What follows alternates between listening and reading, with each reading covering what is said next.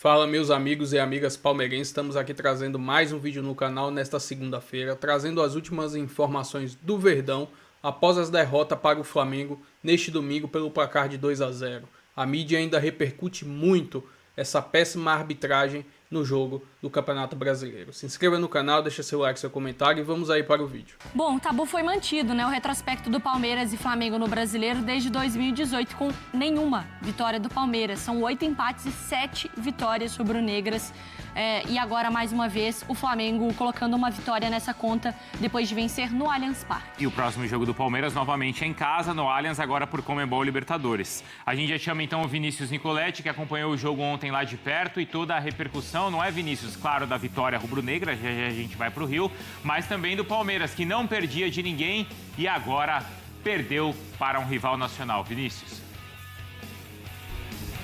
É isso, Bruno. Abraço para você, para os companheiros, fãs de esportes. Palmeiras vem de uma sequência, né? 7 vitórias consecutivas. Aliás, são 14 vitórias nos últimos 16 jogos. Teve essa sequência de 7 vitórias. Perdeu para o Bahia no Campeonato Brasileiro. Depois mais 7 vitórias. E agora foi derrotado pelo Flamengo. Não muda a situação do time no campeonato, a gente viu aí na matéria, também o planejamento pré-mundial. O Palmeiras tem mais 2 jogos, tem a partida contra o Sporting Cristal pela Libertadores, que vai cumprir tabela, já tem a melhor campanha da primeira fase da Libertadores e a última rodada contra o Cruzeiro. Mas alguns pontos que chamam a atenção nesse desempenho do Palmeiras esse ano de 2025. Primeiro é a performance em casa, como a gente viu aí na matéria. O Palmeiras tem 33 jogos esse ano, 4 derrotas, são 16 jogos como mandante, as 4 derrotas em casa como mandante. Teve um jogo contra o Novo Horizontino que foi no Novelli Júnior, era o mandante e acabou perdendo. E 3 derrotas no Allianz Parque,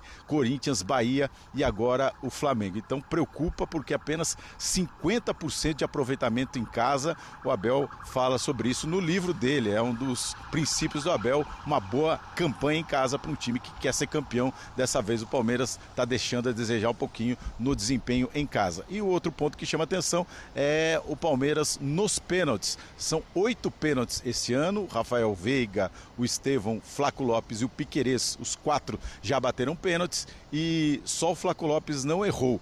Palmeiras teve 8 pênaltis a favor e converteu 4, errou mais uma vez com o Piquerez, o primeiro que ele erra esse ano, já tinha convertido 2 e o Palmeiras acabou perdendo. Então são pontos que o time precisa melhorar, também a eficiência quando joga em casa no Allianz Parque, porque o Palmeiras tem mais o controle da bola, teve assim no primeiro tempo, principalmente no jogo contra o Flamengo, mas não conseguiu converter em gols. Então são pontos que o time certamente vai tentar melhorar nessa reta final pré-mundial e depois para a sequência da temporada. Bruno, Mari. Ô Vinícius, você já volta pra gente discutir as questões da arbitragem, tá? E a repercussão e o tom da repercussão por lá, né, Mari?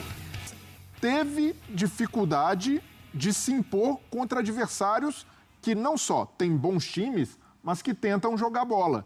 E é algo pro Abel também do outro lado pensar, poxa, no banco eu tenho Maurício, eu tenho Paulinho, eu tenho Rafael Veiga.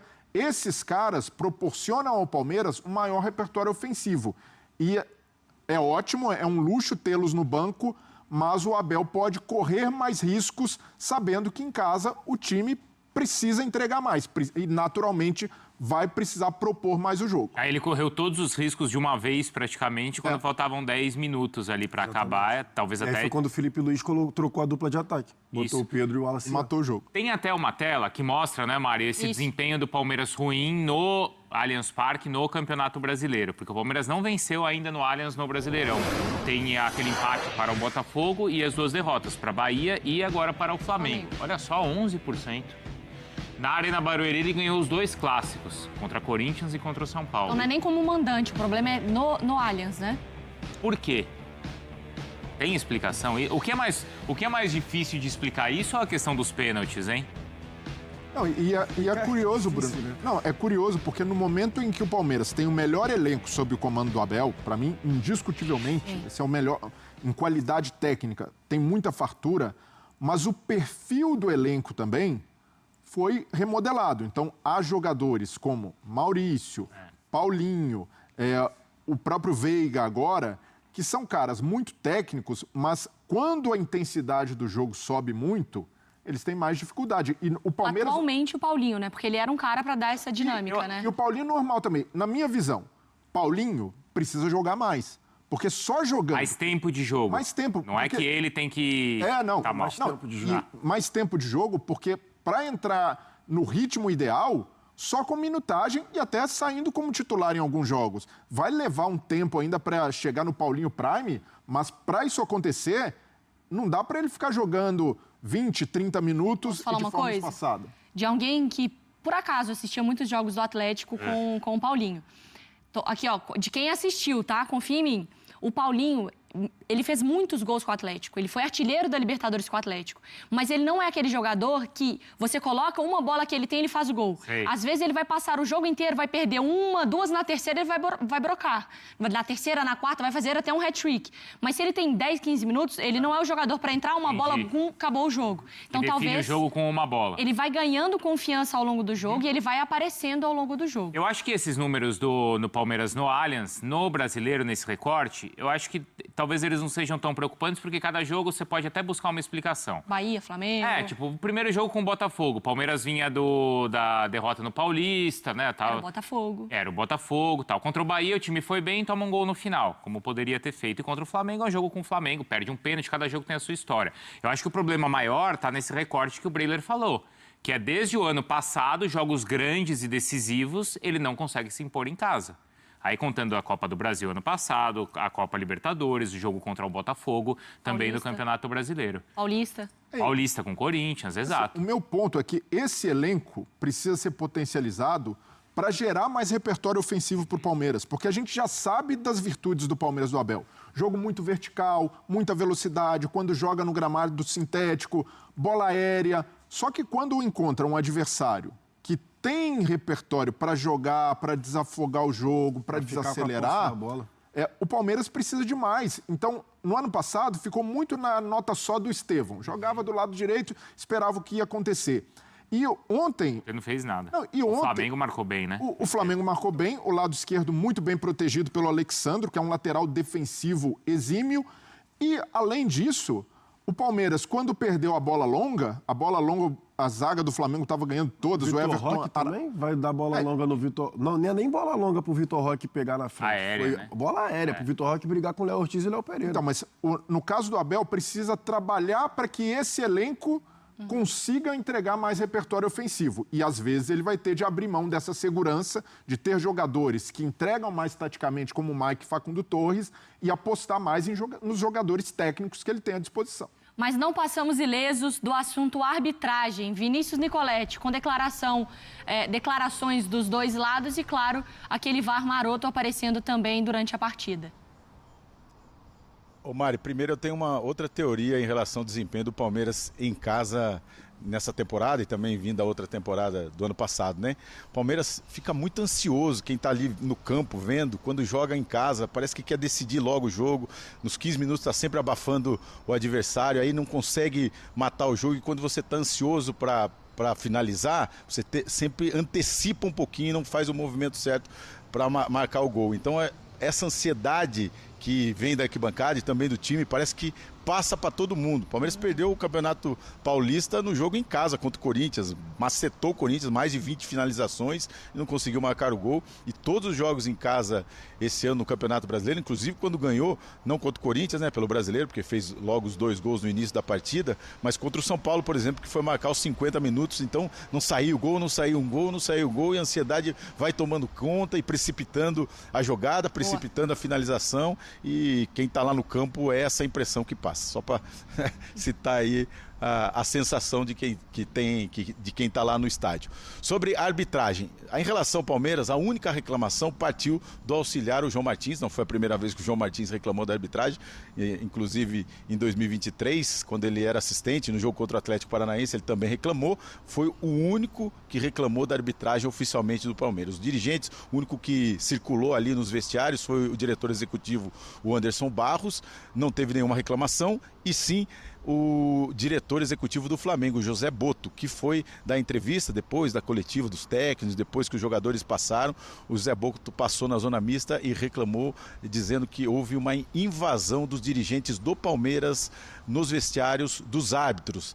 para pressionar a arbitragem. O único dirigente que estava circulando era o Anderson Barros. Ele já tinha ido embora depois dessa discussão, através da assessoria do Palmeiras. Ele negou essa invasão, alegando que não houve nada disso, a arbitragem também não colocou nenhuma ocorrência na súmula, e o Anderson Barros deu essa declaração dizendo que o Boto, se ele falou isso, está mentindo. Então vamos ver o que falaram os personagens desse confronto, os dirigentes, os técnicos, sobre a arbitragem, que foi um dos grandes protagonistas desse confronto, que é um grande confronto do futebol brasileiro, mas a arbitragem mais uma vez sobressaiu. Vamos acompanhar.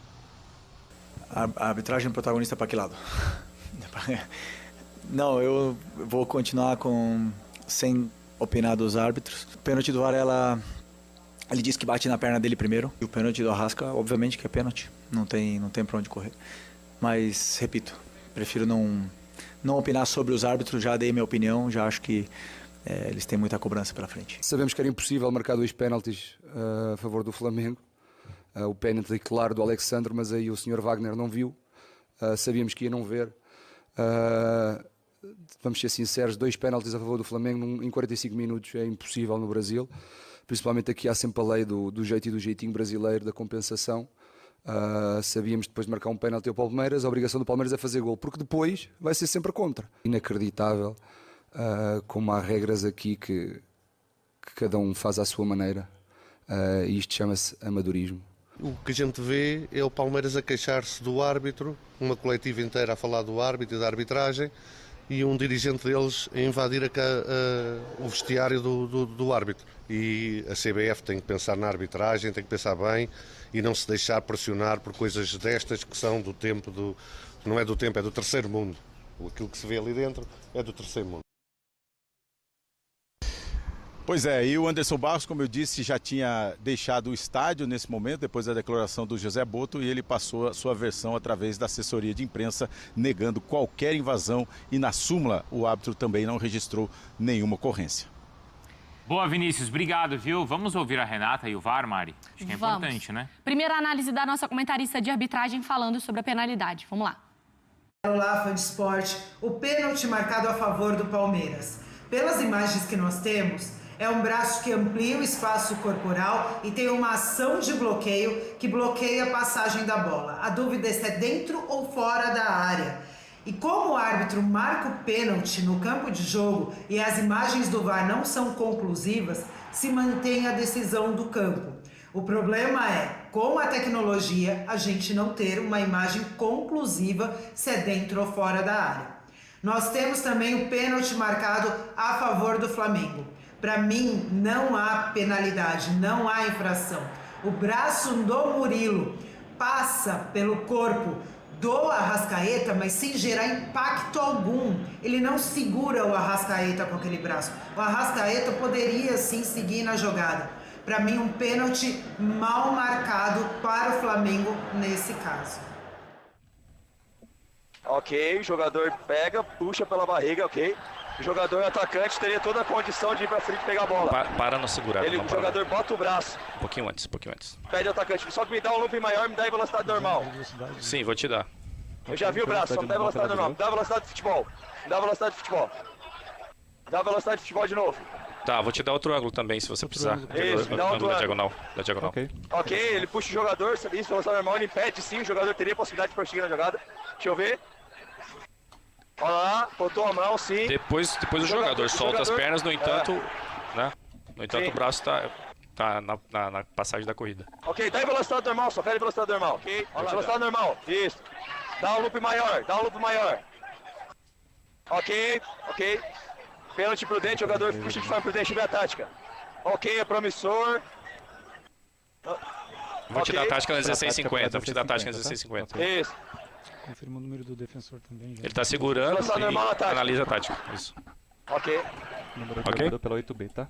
Ok, pra mim quando tá com a decisão, olha lá, ele segura. 26. Ele impede o jogador de...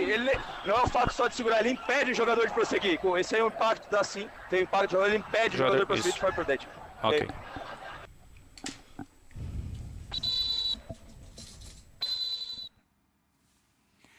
O que vocês acharam, bom, do áudio, né, do VAR, das reclamações, mas também do tom, dos argumentos usados nas reclamações, Breiler?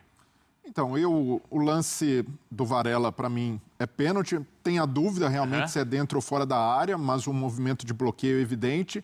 E para mim, o lance do Murilo também é pênalti. É pênalti? É pênalti. E para mim, eu me espantei de não ter sido marcado no campo, porque o árbitro estava de frente, estava observando, e para mim, na velocidade do jogo, aquilo ali, em progressão, em velocidade, aquele braço impede, de fato, o Arrascaeta de ter a vantagem para finalizar. E se ele continua, se ele não cai, o Piquerez inevitavelmente chegaria para travar na cobertura. O Arrascaeta falou que tirou o tempo dele de jogo, de bola. E assim, que atrasou o tempo dele de bola para chegar na bola. Porque a gente vai julgar a malandragem do Arrascaeta de se jogar e valorizar. Mas tem a malandragem do Murilo, de zagueiro, de querer atrasar o movimento do Arrascaeta. Atrapalhar. Exato. E para mim, em velocidade, muita gente às vezes fala, nossa, ombro com ombro. Pô, se o cara tá correndo, botou a bola na frente, não tem bola em disputa, não tem ombro com ombro, não tem o braço sem força. Para mim, é um penal, para mim é um pênalti até bastante evidente. O que você achou, Jailson?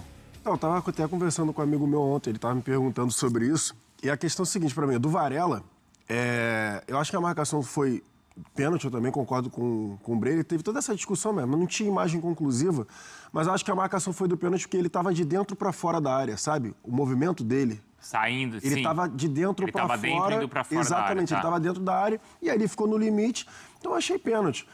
Em relação a esse lance do Arrascaeta, eu acho que aí foi malandragem dos dois lados. E aí eu vou explicar por quê. Porque o Murilo é malandro o suficiente para botar o braço na frente do Arrascaeta, só que ele não firma o braço. Ele coloca o braço e deixa escorregar. Ele não engancha. Exatamente, ele deixa o braço escorregar na blusa ali do Arrascaeta. Então, fica na teoria do não ser o suficiente para o Arrascaeta cair. E o Arrascaeta também foi esperto, porque no momento que ele vê que ele não ia conseguir alcançar, que já tinha sobra, dobra, né? Já tinham 2 jogadores do Palmeiras chegando, ele desaba. Ele desaba e deixa na conta da interpretação do árbitro. Então foi a mesma coisa que eu falei ontem. Eu não marcaria, mas eu entendo perfeitamente, porque para mim foi malandragem dos dois lados. E em relação às declarações, que foi a pergunta que você fez, eu já falei isso aqui, para mim é um absurdo dos dois lados. Tanto do Boto quanto do Martins, em relação a toda vez vir falar do Brasil, enfim, jeitinho brasileiro, país de terceiro mundo, que é o país que, inclusive, está dando condições deles desempenharem o trabalho deles, né? É o país que está pagando um salário astronômico para a comissão técnica do Palmeiras estar aqui há tanto tempo desempenhando o papel dela no futebol. E é o país também, no caso do Flamengo estruturado, que está dando aí o Boto a oportunidade de desempenhar o trabalho dele. Então, acho que eles têm que ter um pouco mais de cuidado na hora deles falarem, da forma que eles falam, porque é sempre a interpretação que eu tenho, deles falando com o olhar de cima. De cima para baixo em relação ao Brasil.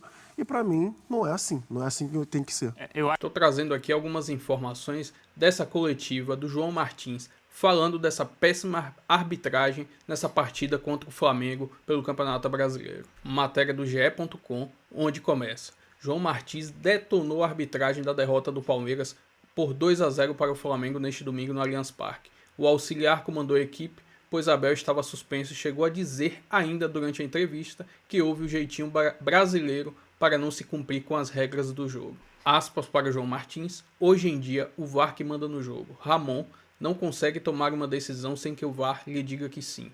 Antes de vir, assistimos a final da Copa de Portugal. O árbitro marcou um pênalti e o VAR não interviu. A regra é clara. Não sei o que gostam de inventar. O que custa cumprir a regra. As regras estão para se cumprir e hoje foi claramente um jeitinho brasileiro.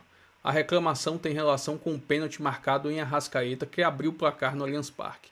O árbitro inicialmente mandou o jogo seguir, mas marcou falta dentro da área após ser chamado pelo VAR para analisar a jogada. O segundo pênalti só me resta rir. Ramon estava a 1 metro e mandou seguir. Murilo usou o corpo dele para proteger. Ramon teve a coragem de deixar seguir, mas a pressão externa é tanta que o VAR chama e reforça com imagens. Isso se chama amadorismo. Estamos dando o nosso melhor todos os dias. Não pode acontecer. Sabemos que era impossível marcar 2 pênaltis contra o Flamengo. No Palmeiras, a obrigação era fazer o gol, porque depois vai ser sempre contra. Por isso, às vezes, nos revoltamos tanto. Enfim, eu trouxe esse comentário aí do João Martins sobre esse pênalti dado para o Flamengo durante a partida. Enfim, essas são as informações aí do Palmeiras. Se inscreva no canal, deixa seu like, seu comentário e até o próximo vídeo. Valeu!